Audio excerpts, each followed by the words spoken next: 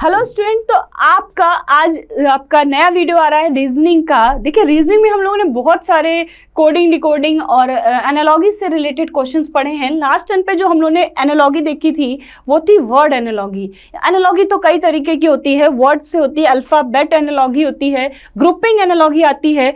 आज जो देखने वाले हैं वो है आपकी नंबर एनालॉगी। ठीक, नंबर में किस तरीके से सिमिलैरिटी दिखाई जाती है और किस तरीके से आपको उस क्वेश्चन को पहचानने का तरीका समझना होगा। तो चलिए जरा, एनालॉगी में आज आपका टर्न है नंबर एनालॉगी। यहाँ पर आप नंबर के बारे में जानने वाले हैं, तो ध्यान से जरा समझिएगा कि किस तरीके से आप नंबर में सिमिलैरिटी निकाल सकते हैं। ठीक है, नंबर में किस तरीके से सदृश्यता फाइंड कर सकते हैं, किस तरीके से उन क्वेश्चंस को आपस में कनेक्ट कर सकते हैं। तो चलिए जरा, वीडियो शुरू करने से पहले आपको बता देते हैं कि जो वीडियो जिस टाइम पर आ रहा है उसको ज़रूर फॉलो करें, उसके अकॉर्डिंग चलें और टेलीग्राम को ज़रूर यहाँ पर ज्वाइन कर लें। यहाँ से आपको PDF मिल सकती हैं प्रैक्टिस के लिए बहुत सारी।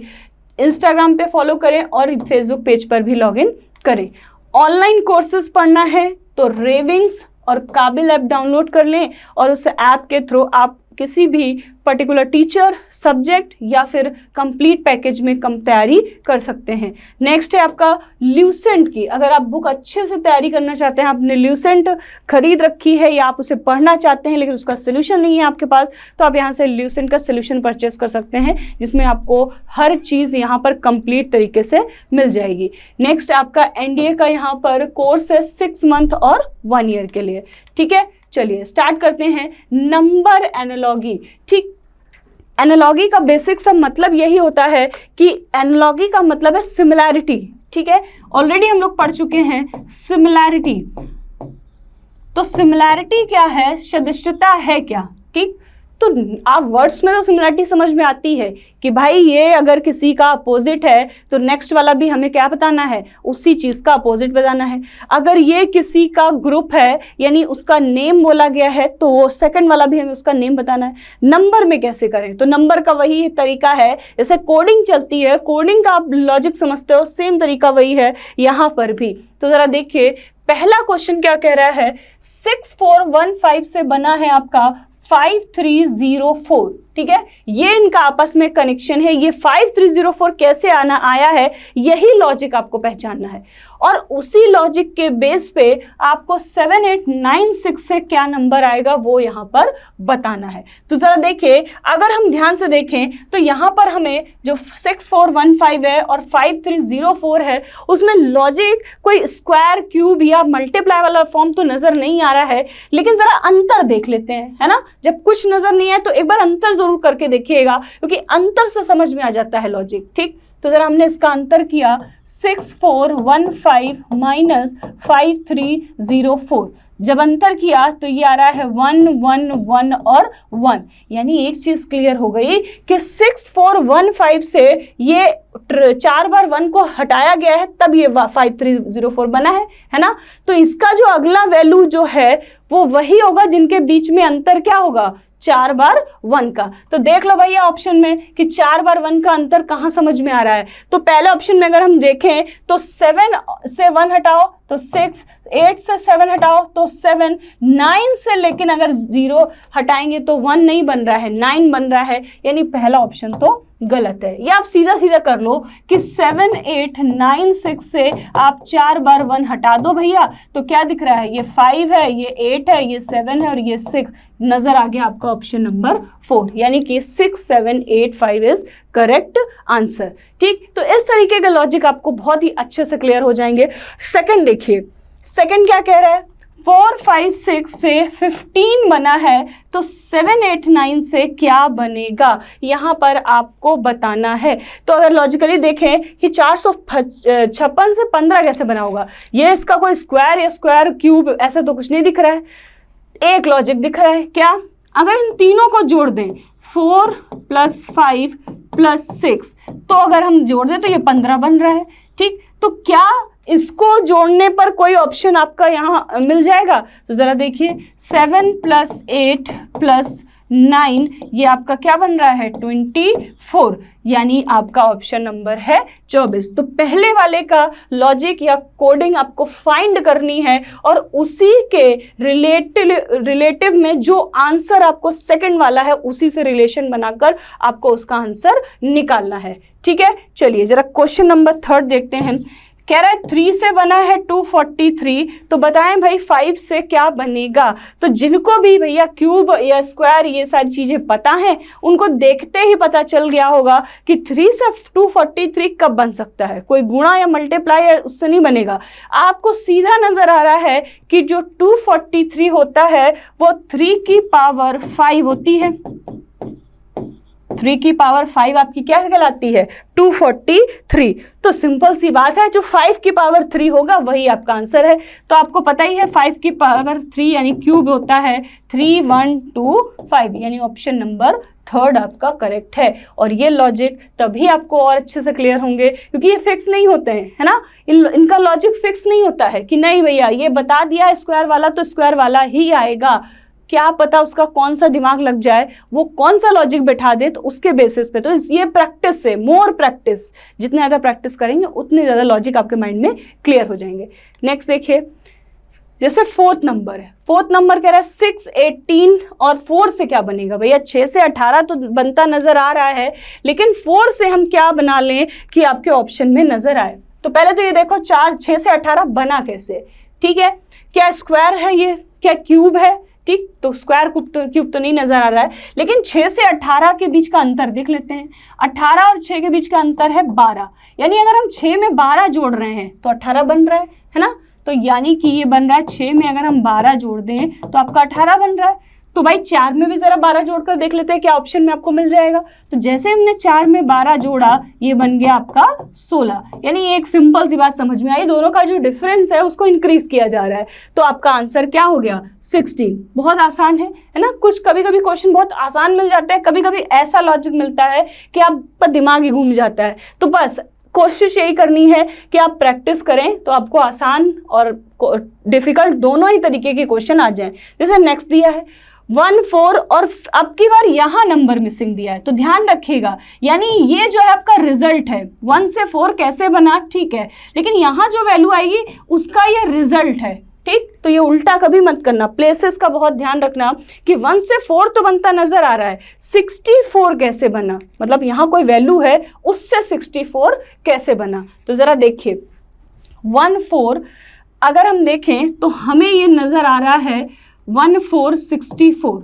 कुछ देखते हैं, 1 को अगर हम 1 स्क्वायर लिख दें कोई दिक्कत नहीं, 4 को क्या लिख सकते हैं 2 का स्क्वायर। तो हमने 1 का स्क्वायर लिख दिया और 2 का स्क्वायर लिख दिया।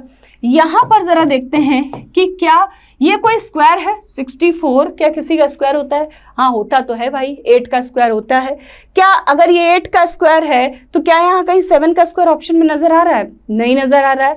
इसका मतलब ये स्क्वायर की कंडीशन नहीं है। तो फिर ये किसकी कंडीशन है? यहाँ तो स्क्वायर बना है तो ये कंडीशन है क्यूब की। ठीक, ये किसका क्यूब है? ये 4 का क्यूब है। 64 8 का स्क्वायर होता है, 4 का क्यूब होता है। अगर ये 4 का क्यूब है तो इसके पहले कौन रहा होगा? सिंपल सी बात है, 1 2 लिख चुके हैं, 3 रहा होगा। तो 3 का क्यूब आपका क्या है? आंसर। और 3 का क्यूब होता क्या है? 27, यानी ऑप्शन नंबर 3 जो है वो आपका एकदम करेक्ट आंसर है। नेक्स्ट देखिए 18 से 30 बनाया है और फिर 36 से कौन सा नंबर बनेगा? तो 18 से 36 कैसे बना होगा भाई? 18 से 30 कैसे बना और फिर 36 से हमें आगे क्या बनाना है? तो जरा सोचते हैं तो कुछ नजर आ रहा है कि 18 से 30 बनाना है तो हम कुछ जोड़ने पर तो पता नहीं, लेकिन डबल करें तो शायद कुछ बन जाए। 18 गुणे 2 हमने किया, कितना बन गया? 36। लेकिन ये 36 नहीं है, ये कितना है? 30। तो जरा 6 घटा लेते हैं, 6 घटा लिया, ये बन गया 30। यही सेम लॉजिक जरा सेकंड वाले में अप्लाई करके देखते हैं कि आपको ऑप्शन मिलेगा।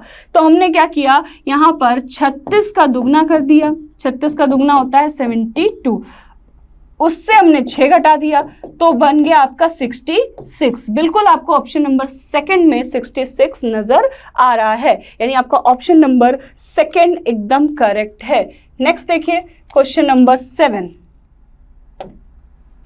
अब देखिए यहाँ डेसिमल है, कोई प्रॉब्लम नहीं है। डेसिमल में भी आप बिल्कुल परेशान ना होइए कि अरे डेसिमल है तो पता नहीं क्या है, कुछ नहीं। डेसिमल में भी आपको या तो डेसिमल को इधर उधर करेगा या मल्टीप्लाई करके दिखाएगा। देखिए क्वेश्चन कह रहा है 0.06 है, ठीक भैया 0.06 है, बन क्या गया उससे 0.0016। तो आपको इतना पता होना चाहिए कि दशमलव में जो जीरो शिफ्ट किए गए जाते हैं, जब जीरो आगे की तरफ बढ़ते हैं मतलब तो वो जीरो क्या बनते हैं, मल्टीप्लाई में बढ़ते हैं। जब जीरो मतलब जैसे दशमलव के आगे जीरो बढ़ते हैं, दशमलव आगे की तरफ बढ़ता है इस तरफ को, तो वो क्या होता है डिवाइड, और दशमलव जब इस तरफ बढ़ता है डबल करके तो वो मल्टीप्लाई होता है। तो जीरो यहाँ पर आगे तो भैया नहीं बढ़ रहे हैं, कहाँ बढ़ रहे हैं, इस तरफ। तो ये क्या नजर आ रहा है, जीरो के प्लेस बदले हैं, जीरो के प्लेस बदले हैं, दैट मीन्स क्या हुआ है, डिवाइड हुआ है। तो यहाँ पर हमने क्या किया, 0.16 में कितने जीरो बढ़े भैया, दशमलव कितने प्लेसेस बढ़ा है, 2 प्लेसेस बढ़ा है। तो इसका मतलब डिवाइड किससे हुआ है, 100 से डिवाइड हुआ है। तो ये हो गया 0.0016। ठीक, अगर ये 100 से डिवाइड हुआ तो नेक्स्ट में भी तो यही लॉजिक लगा होगा, यानी कि 1.02। तो ठीक है, 100 से अगर हम डिवाइड कर दें तो 2 प्लेसेस आपके क्या हो गया, दशमलव शिफ्ट हो गया। तो एक प्लेस 1 के आगे है, ठीक, और एक कैसे बनाए, 0 बढ़ा ले, 0.0102। ये है आपका करेक्ट आंसर, ऑप्शन नंबर 3। तो दशमलव वाले में भी आपको घबराना नहीं है, बस समझना है प्लेसेस कितने बदले हैं। नेक्स्ट है क्वेश्चन नंबर 8, 68, 130 और 350। मतलब आपको फिर यहाँ पर ये नंबर देखना है, इससे 350 कैसे बना है, चलिए ज़रा समझते हैं। 68 से 130 बनाना है, और नेक्स्ट आपके जो भी नंबर है 68 से 130 कैसे बना या क्या कनेक्शन है ज़रा देखते हैं। 68 जो है वो हमें नज़र आ रहा है कि अगर हम 4 का क्यूब करें, 4 का क्यूब कितना होता है, 64, ठीक। तो 4 का अगर हम क्यूब कर दें तो ये आपका हो गया 4 का क्यूब, ठीक है, प्लस 4। तो ये हो गया आपका 64 प्लस 4 यानी 68। तो ये पहली लॉजिक तो हमें ये समझ में आ गई। दूसरी लॉजिक क्या कहती है, अब जैसे 4 का किया तो अगला कहते हैं राउंड में चलता है ना, तो भैया 5 का करके देख लेते हैं। तो 130 कैसे बना होगा, ये बना 5 का क्यूब प्लस 5। तो 5 का क्यूब होता है 125 और प्लस 5 यानी 130। यानी कई हद तक तो हम इसको क्या कर गए, क्लियर कर गए। तो आगे बारी किसकी, अगर ये 4 के लॉजिक है, ये 5, तो आगे बारी किसकी, 6 की, और ये 7 होना चाहिए। जरा पहले इसको चेक करते हैं क्या ये 7 की कंडीशन को फॉलो करा रहा है। तो हमने क्या किया, 7 का क्यूब किया और प्लस 7 किया। तो यहाँ पर जैसे हमने यहाँ पे 7 का क्यूब और प्लस किया, तो ये आप इसको जोड़ लीजिए, तो ये 7 से 49 और आपका हो गया कितना 7 243, ठीक है, और 343 और प्लस क्या 7, तो ये बन गया आपका 350। यानी आपका ये कंडीशन मैच हो रही, तो आंसर क्या होगा, आंसर होगा आपका 6 का क्यूब प्लस 6। ये हो गया आपका 216 प्लस 6 यानी कि 222। तो 222 आपका करेक्ट आंसर है। नेक्स्ट 9 नंबर कैसे बना, 169 13। ये तो देखते ही आप बता देंगे कि भैया ये 13 का क्या लिखा हुआ है, स्क्वायर। तो अगली बारी किसकी है, 289 क्या होगा यहाँ पर 17 का स्क्वायर। इस क्वेश्चन को तो आपने देखते ही बता दिया। कुछ क्वेश्चन आपको ऐसे मिलते हैं जिनका आंसर आप देखते ही दे सकते हैं। तो इस तरीके के क्वेश्चन आपको नंबर एनालॉजी में मिलते हैं। तो ये था पार्ट 1। अब इसके 2-3 पार्ट और आएंगे, तो मिलेंगे नेक्स्ट वीडियो में। जय हिंद।